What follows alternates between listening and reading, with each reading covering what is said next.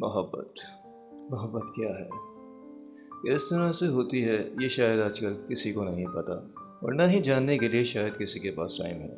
क्योंकि आजकल की दुनिया में मोहब्बत और दोस्ती मफाद के बगैर नहीं की जाती।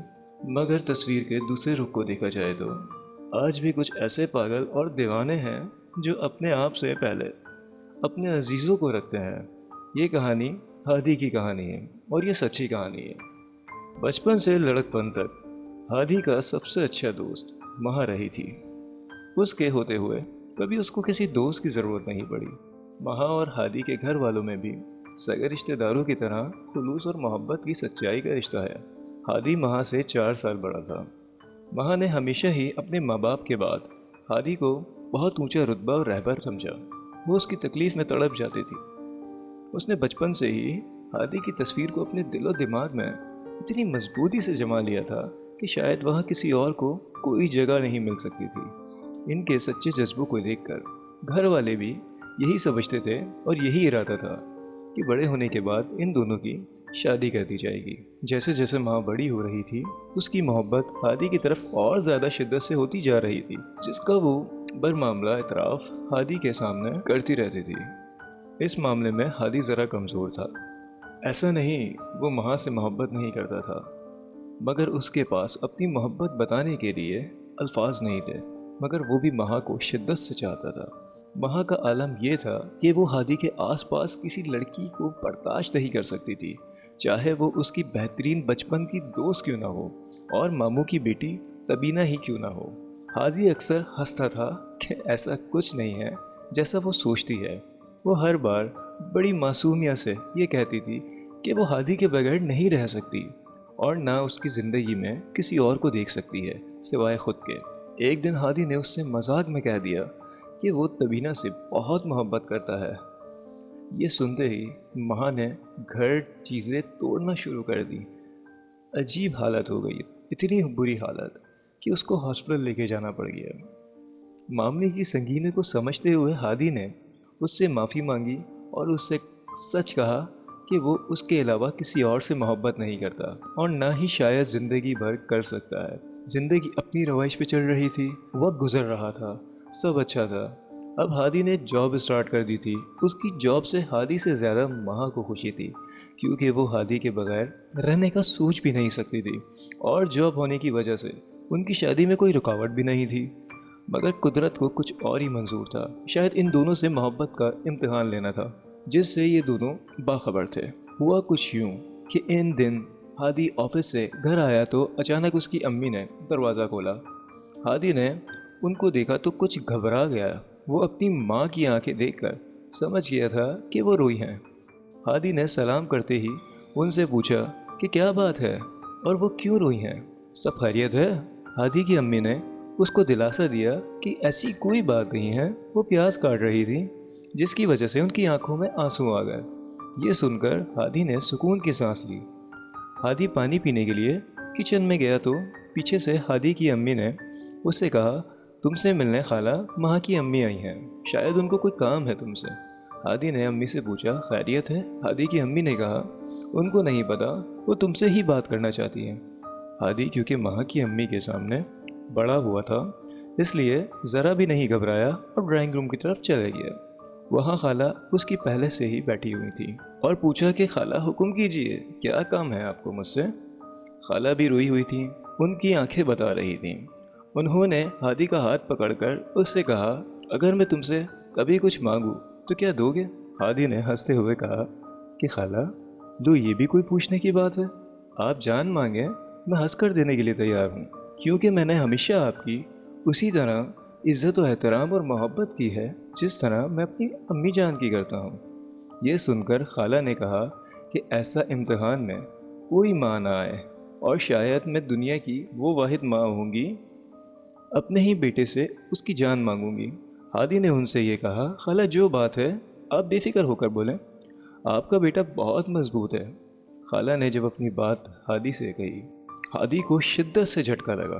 खाला ने उससे बोलना शुरू किया कि हादी, तुम जानते हो लड़कियां कितनी जल्दी बड़ी हो जाती हैं और सही वक्त पर उनके लिए सही फ़ैसला यानी कि शादी का फ़ैसला नहीं किया जाए तो आगे जाकर बहुत मसले मसाइल पैदा होते हैं। हादी ने खाला की तरफ देखते हुए बोला, खाला आप अपनी बात जारी रखें, मैं सुन रहा हूँ।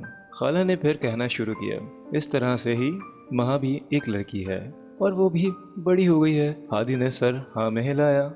खाला ने कहा, हादी बेटा तुम बहुत अच्छे लड़के हो और शायद तुमसे ज़्यादा मोहब्बत करने वाला माँ को कोई और मिल भी नहीं सकता, मगर इस वक्त एक ऐसा मामला आ गया है जिसमें तुम्हारी अम्मी और मैं फंस गए हैं, कोई फैसला नहीं कर पा रहे हैं। हादी ने कहा, वो क्या फ़ैसला है आप बताएं, अगर मेरे बस में होगा तो मैं ज़रूर करूँगा आपकी हेल्प। खाला ने हादी की अम्मी की तरफ दिखा और वहाँ से इजाज़त मिलने पर असल बात बयान कर दी। उन्होंने कहा, हादी माँ के लिए एक डॉक्टर का रिश्ता आया है, वो अमेरिका में सेटल है और ज़्यादा उम्र भी नहीं है और ज़्यादा बड़ा ख़ानदान भी नहीं है, अपने वालिदैन का अकलौता बेटा है।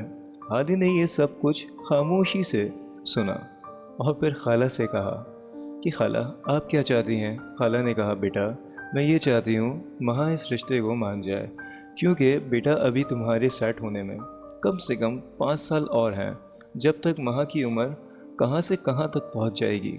हादी अंदर से बहुत टूट चुका था, एक ऐसा तूफान उसके अंदर उठ रहा था जो शायद सब कुछ तहस नहस कर सकता था। उसने बचपन से सबसे ज़्यादा जिसे चाहा मोहब्बत की, उसी अकलौती दोस्त जिसकी खुशी के लिए उसने अपने आप को बदल दिया था, उसके बगैर जिंदगी रहने के लिए कहा जा रहा था। उसने अपनी पूरी ताकत से अपने अंदर जब्त करते हुए हंसते हुए कहा, खाला ये बात तो आप भी उससे कह सकती हैं। खाला ने कहा, हादी तुम जानते हो ना, वो तुम्हारी बात मानती है, इस मामले में भी तुम ही उसे राज़ी कर सकते हो। हादी ने हंस कर कहा कि बस खाला ये चाहती हैं। खाला ने उससे रोते हुए कहा, हाँ बस बेटा, बस यही और कुछ नहीं। हादी ने स्माइल देते हुए कहा, खाला डन है, आपका काम आपका ये बेटा करेगा, आखिर आपने पहली बार मुझे कुछ काम कहा है। खाला शिद्दत जज्बात से उसके गले लग गईं और बहुत दुआएं दी। वो रात हादी बहुत रोया और जब थक गया तो उसने अल्लाह से ये दुआ की कि रब तूने अगर ये इम्तहान मेरा लेना है तो मुझे इतना ताकत दे दे कि मैं इस इम्तहान में पूरी तरह उतर सकूं। शायद वो कबूलियत का वक्त था। हादी का दिल ऐसा लगा किसी ने थाम लिया।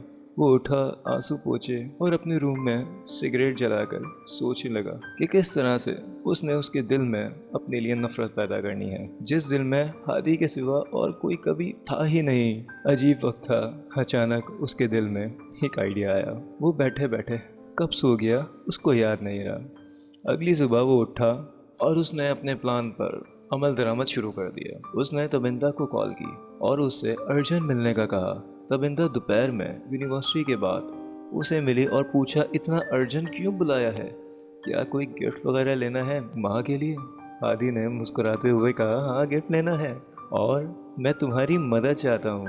तबिंदा ने एक्साइटेड होते हुए कहा, श्योर बताओ मदद क्या चाहिए हादी। हादी ने उसे कहा, तुमने मुझे माँ की नज़र में शदीद तरीन बुरा बनाना है, इतना बुरा कि वो मुझसे नफरत करने लगे।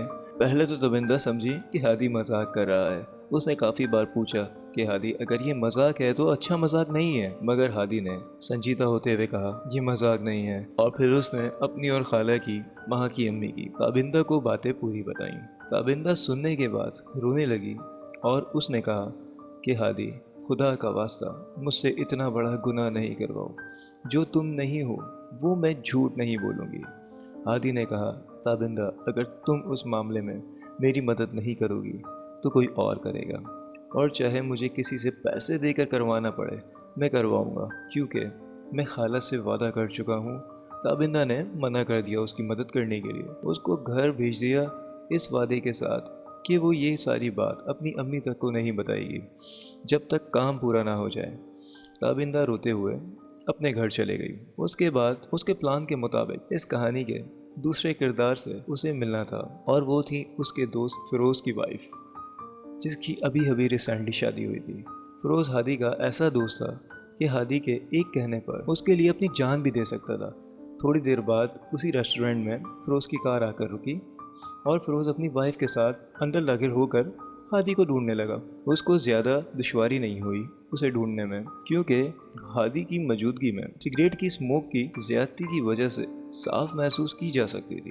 सलाम दुआ के बाद फ़िरोज़ उसके पास आया और साथ बैठकर उससे फ़ौरन पूछा कि इतना अर्जेंट क्यों बुलाया है। हादी ने उससे कहा, फिरोज मुझे तुम्हारी वाइफ के साथ अकेले लंच करना है, क्या तुम इसकी इजाज़त दे सकते हो? उन दोनों हस्बैंड वाइफ को हादी पर इतना यकीन था कि उन्होंने बगैर किसी सवाल जवाब के फ़ौरन हाँ कर दी। हादी ने उनसे पूछा कि आप लोग पूछोगे नहीं? उन दोनों ने मना कर दिया, मगर हादी ने उनको पूरी बात बताई। पूरी बात सुनने के बाद फिरोज़ एकदम से शॉक्ड हो गया और उसकी वाइफ भी हैरान हो गई। उन दोनों को अच्छी तरह पता था हादी के लिए माँ क्या अहमियत रखती है। पहले तो प्लान सुनने के बाद वो नहीं मान रहे थे, मगर फिर हादी के जोर देने पर, समझाने पर वो मान गए। इस तरह हादी के प्लान के सारे करेक्टर आ गए। अब प्लान को स्टार्ट करना था।